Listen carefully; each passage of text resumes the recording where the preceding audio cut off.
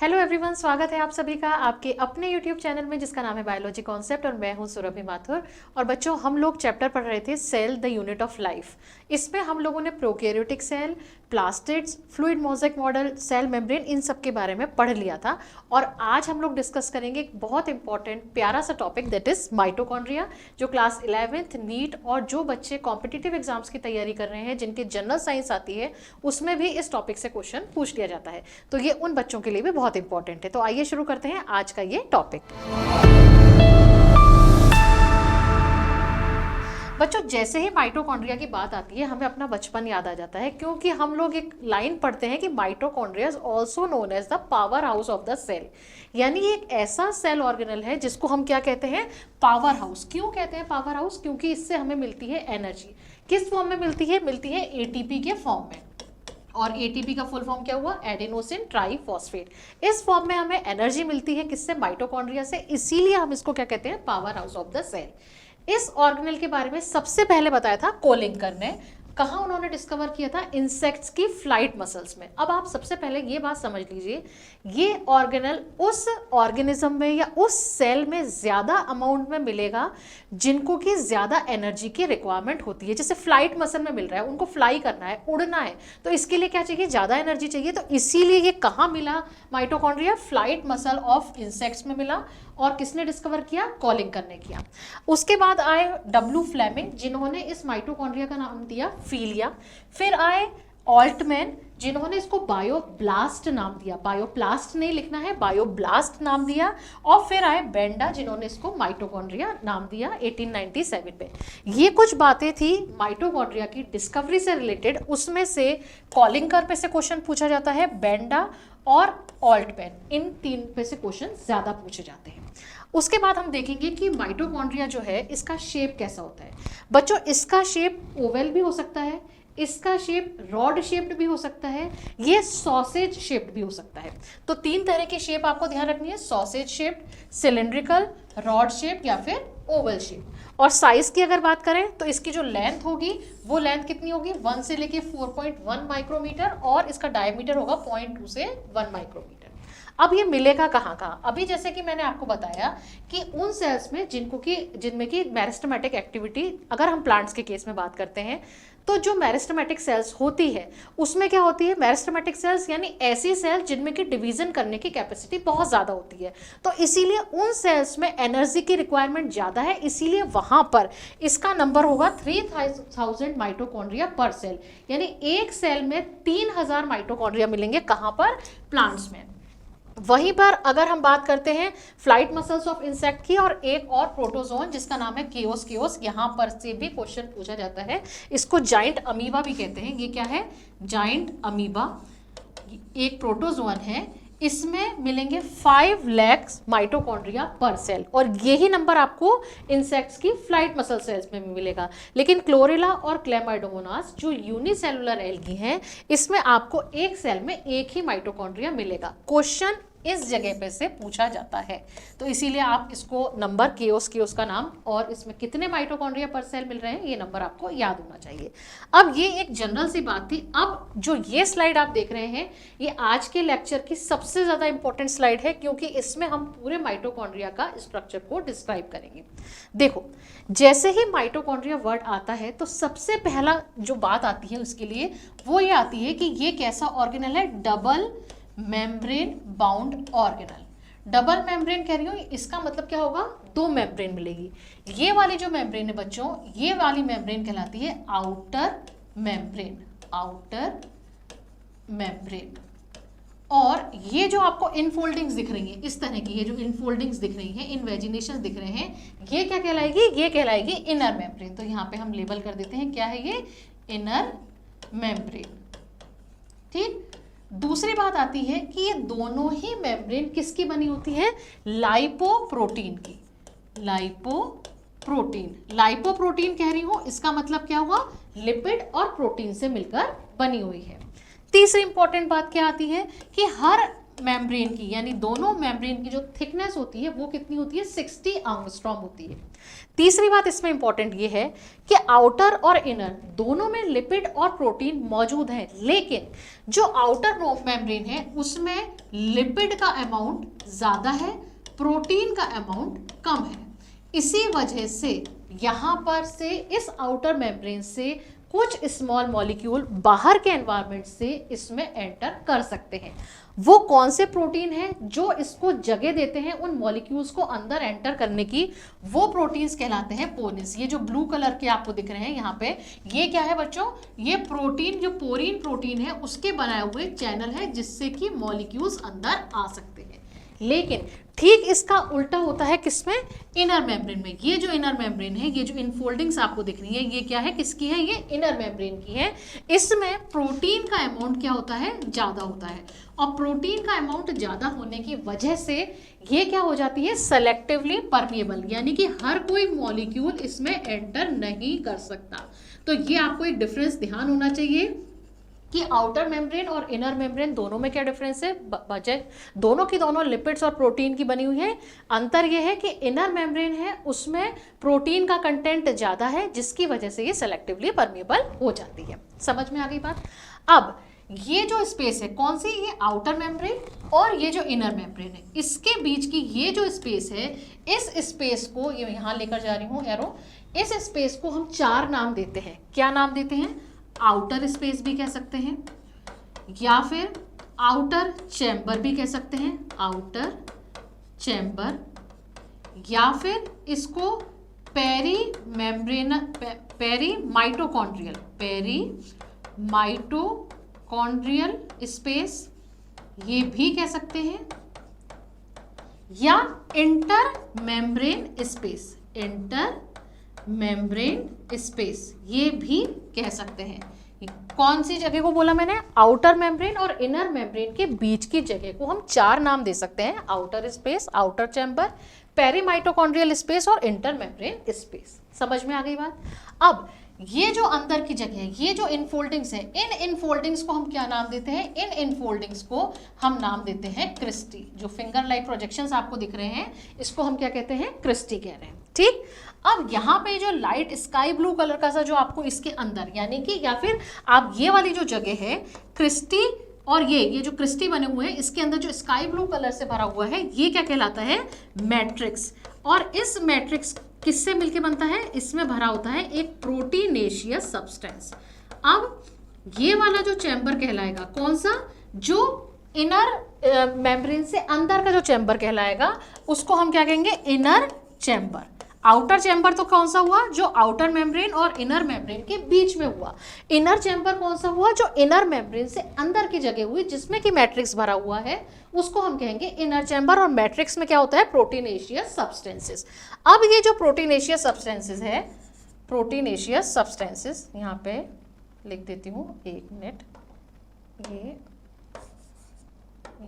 यहाँ से, हाँ, ये प्रोटीनेशियस सब्सटेंसेस। ठीक, अब इस प्रोटीनेशियस सब्सटेंसेस में होगा क्या, इसमें मिलेंगे कई सारे एंजाइम्स। कौन से एंजाइम्स, वो एंजाइम जो सेलुलर रेस्पिरेशन के दौरान काम में आएंगे। ठीक है, तो यहाँ हम क्या लिख देंगे, इसमें मिलेंगे क्या, एंजाइम्स। अब इन एंजाइम्स को एक्टिवेट करने के लिए भी तो कोई होना चाहिए, तो इसीलिए यहाँ पे मिलेंगे कुछ आयंस। कौन से, यहाँ पर से क्वेश्चन पूछा जाता है, कौन से आयन, Mn+2, Mg+2 और Fe+2। ये तीनों के तीनों जो आयंस हैं, ये काम करेंगे किसको, एक्टिवेटर का काम करेंगे। एक्टिवेट करेंगे किसको, एंजाइम्स को। कौन से एंजाइम्स को, जो सेलुलर रेस्पिरेशन के काम आएंगे। इसके अलावा इस मैट्रिक्स में आपको मिलेगा सर्कुलर डीएनए, और साथ में मिलेंगे आपको ये जो ब्लैक कलर के दिख रहे हैं, ये क्या है, राइबोसोम्स है। ये क्या है, यहाँ पे मैं मार्क करती हूँ, ये क्या है, राइबोसोम्स है। राइबोसोम्स आते ही आपके दिमाग में स्ट्राइकिंग फैक्ट होना चाहिए, राइबोसोम्स कौन से एस टाइप के होंगे, ये होंगे 70S। 70S कह दिया, इसका मतलब क्या है, ये जैसे कि प्रोकैरियोटिक सेल में राइबोसोम्स मिलते हैं वो भी कैसे होते हैं, 70S होते हैं, ठीक उसी तरीके से माइटोकॉन्ड्रिया में जो राइबोसोम्स मिलेंगे वो भी 70S होते हैं। लेकिन यहाँ पर फिर आपके लिए नीट के लिए बहुत इंपॉर्टेंट क्वेश्चन, अगर आपसे ये पूछा गया कि मैमेलियन माइटोकॉन्ड्रिया में कौन से एस टाइप के राइबोसोम होते हैं, तो आपको आंसर करना होगा 55S। याद रखना, देखो प्रोकैरियोटिक सेल में तो माइटोकॉन्ड्रिया मिलता ही नहीं है, ठीक है। अब यूकैरियोटिक सेल में अगर पूछते हैं कि कौन से तरह का यूकैरियोटिक सेल जो है उसमें कौन से तरह के राइबोसोम्स मिलेंगे, तो आपको मिलना माइटोकॉन्ड्रिया में कौन से तरह के राइबोसोम्स मिलेंगे, तो हमारा आंसर होगा 70S। वापस बोल रही हूँ, यूकैरियोटिक सेल के माइटोकॉन्ड्रिया में कौन से तरह के राइबोसोम्स मिलेंगे, तो आंसर होगा 70S। लेकिन अगर यूकैरियोटिक सेल है लेकिन वो मैमेलियन सेल है, तो उसमें कौन से तरह के राइबोसोम मिलेंगे, वो होंगे 55S तरह के राइबोसोम। अब देखो यहां पर इसके पास डीएनए मौजूद है, भले ही सर्कुलर डीएनए है लेकिन डीएनए तो है, तो रेप्लिकेशन तो कर सकता है। राइबोसोम है, भले ही 70S तरह के हैं लेकिन है तो सही, प्रोटीन भी बना सकता है। तो जब ये रेप्लिकेशन कर सकता है, ये प्रोटीन बना सकता है, तो इसीलिए माइटोकॉन्ड्रिया को हम एक नाम देते हैं कि ये किस तरह का ऑर्गेनल है, सेमी ऑटोनॉमस टाइप का ऑर्गेनल। याद करो, एक और मैंने ऑर्गेनल पढ़ाया था जिसमें मैंने आपको बताया था कि ये भी सेमी ऑटोनोमस टाइप का ऑर्गेनल है। आपको कमेंट करके मुझे बताना है कि वो ऑर्गेनल कौन सा है। समझ में आ गई बात। तो ये अब देखो, अब यहाँ पे क्या बचा, अब ये जो इनर मेम्ब्रेन है, उस इनर मेम्ब्रेन में मैम आपने ये तो बताया नहीं कि ये येलो कलर के क्या बन रहे हैं। ये जो येलो कलर के हैं ये है ETS यानी कि इलेक्ट्रॉन ट्रांसपोर्ट चेन। वो कहाँ प्रेजेंट होती है, वो इनर मेम्ब्रेन में प्रेजेंट होती है, या आप कह सकते हैं क्रिस्टी में प्रेजेंट होती है। फिर ये वाला जो स्ट्रक्चर है, इस स्ट्रक्चर को और बताती हूँ।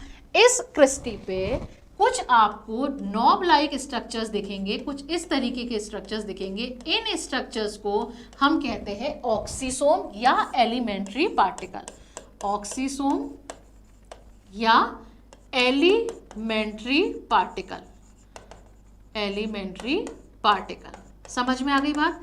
तो मैं एक बार पूरा ब्रीफ करती हूँ वापस से माइटोकॉन्ड्रिया का स्ट्रक्चर। सबसे पहली बात, डबल मेम्ब्रेन बाउंड स्ट्रक्चर है। मेम्ब्रेन किसकी बनी हुई है, लाइपोप्रोटीन की बनी हुई है। आउटर मेम्ब्रेन और इनर मेम्ब्रेन है। आउटर मेम्ब्रेन में लिपिड का अमाउंट ज्यादा है, प्रोटीन का कम है। कौन से प्रोटीन मिल रहे हैं, पोरीन नाम के प्रोटीन मिल रहे हैं, जो करेंगे क्या, जो स्मॉल मॉलिक्यूल्स हैं उनके लिए एक चैनल बनाएंगे जिसके थ्रू आउटर एनवायरनमेंट से वो स्मॉल मॉलिक्यूल इस आउटर मेम्ब्रेन से पास थ्रू हो सके। फिर इनर मेम्ब्रेन है, उसमें प्रोटीन का कंटेंट ज्यादा है। ये वो प्रोटीन होंगे जो मॉलिक्यूल्स को जाने नहीं देंगे, इसीलिए इनर मेम्ब्रेन कैसी होगी, सेलेक्टिवली परमिएबल या फिर आप सेमी परमिएबल कह सकते हैं। दोनों मेम्ब्रेन के बीच की जो स्पेस होगी उसको outer space, outer chamber, perimitochondrial space या इंटर मेम्ब्रेन स्पेस हम नाम देंगे। फिर ये जो फिंगर लाइक प्रोजेक्शंस दिख रहे हैं इनको हम क्रिस्टी कह रहे हैं।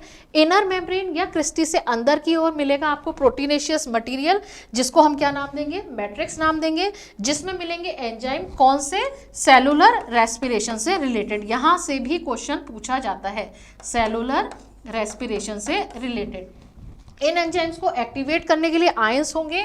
यहां पर से भी क्वेश्चन पूछा जाता है कि कौन कौन से आयंस मिलते हैं, तो आपका जवाब होगा मैग्नीज, मैग्नीशियम या आयरन, दोनों तीनों में यहाँ पे +2 वैलेंसी आपको याद रखनी है। इसके अलावा क्या मिलेगा, सर्कुलर डीएनए मिलेगा, राइबोसोम मिलेगा। चूंकि ये रेप्लिकेशन कर सकता है, चूंकि ये प्रोटीन बना सकता है, इसीलिए हम इसको क्या कह देंगे, सेमी ऑटोनोमस टाइप का ऑर्गेनल। यहां तक बात समझ में आ गई। अब इस इनर मेम्ब्रेन पर आपको कुछ नॉब लाइक स्ट्रक्चर्स दिखेंगे जिनको हम क्या नाम देंगे, ऑक्सीसोम्स या फिर एलिमेंट्री पार्टिकल। अब हम देखेंगे कि ये जो ऑक्सीसोम्स है, अब यहाँ पर मैंने ब्रीफ किया है, कंपैरेटिव फॉर्म में रखा है सब चीज़ों को जो मैंने अब तक बताया। एक बार जस्ट उसको रीड आउट कर लेते हैं कि आउटर मेम्ब्रेन लाइपोप्रोटीन की बनी हुई थी, इनर मेम्ब्रेन भी लाइपोप्रोटीन की बनी हुई थी। आउटर स्मूथ थी, इनर रफ थी। रफ क्यों थी, क्योंकि उस पर क्या मिल रहे थे, उस पर कुछ हमें नॉब लाइक स्ट्रक्चर मिल रहे थे जिनको हम क्या नाम दे रहे थे, जिनको हम ऑक्सीसोम्स या एलिमेंट्री पार्टिकल नाम दे रहे थे। अब कोलेस्टेरॉल प्रेजेंट। अब देखो आउटर मेम्ब्रेन में मैंने आपको क्या बताया था, लिपिड का कंपोनेंट ज्यादा है, तो यानी वहां पे क्या प्रेजेंट होगा, कोलेस्ट्रॉल प्रेजेंट है। जबकि इनर मेम्ब्रेन है वहां पे लिपिड का कंपोनेंट बहुत कम है, वहां पे कोलेस्ट्रॉल एब्सेंट होगा। फिर ये ज्यादा परमिएबल होगी, ये लेस परमिएबल होगी। लेस क्यों होगी, क्योंकि प्रोटीन का कंटेंट ज्यादा है।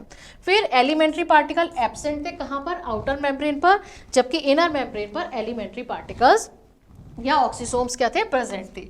मैट्रिक्स में आप देख लीजिए कैसा था, प्रोटीनेशियस था, 70 तरह के राइबोसोम थे। अब जो माइटोकॉन्ड्रिया में डीएनए मिलेगा उसको बच्चों हम एम्प्टी डीएनए, एम्प्टी मतलब माइटो, एम्प्टी स्टैंड्स फॉर माइटोकॉन्ड्रिया, इसको हम क्या बोलेंगे, माइटोकॉन्ड्रिया, माइटोकॉन्ड्रिया। एंजाइम्स प्रेजेंट थे, कौन कौन से enzymes, RNA polymerase, DNA polymerase, coenzymes, NAD और एनएडीपी एंजाइम्स यहाँ पर प्रेजेंट होते हैं। अब हम आते हैं कि ये जो मैंने आपको बताया कि अभी हमने जब अपने लेक्चर की शुरुआत की थी तब मैंने बोला था कि माइटोकॉन्ड्रिया को हम बोलते हैं powerhouse of the cell. और क्यों बोलते हैं, क्योंकि एटीपी बनता है। लेकिन हमें ये भी पता होना चाहिए कि माइटोकॉन्ड्रिया के किस पार्ट में एटीपी का फॉर्मेशन हो रहा है। तो समझो, देखो वहां पे हमने जब डायग्राम बनाया था तब मैंने बताया था कि एक तो थी आउटर मेम्ब्रेन और एक थी इनर मेम्ब्रेन, है ना। इस तरीके का स्ट्रक्चर बनाया था, इस तरह का। अब ये वाली जो चीज थी ये क्या है बेटा, ये है outer membrane, outer membrane, outer membrane. और ये क्या थी बेटा, ये थी इनर मेम्ब्रेन, जो बनाए थे ना क्रिस्टी। तो ये क्रिस्टी कहाँ पे प्रेजेंट थे, इनर मेम्ब्रेन पर, इनर मेम्ब्रेन को ही हम क्रिस्टी बोल रहे थे। और इस इनर मेम्ब्रेन पर क्या चीज प्रेजेंट होती है, इस इनर मेम्ब्रेन पर मैंने आपको बताया था कुछ आपको पार्टिकल्स मिलते हैं, जैसे कि एक ये पार्टिकल मिला, ये बना और ये इसका हेड बना।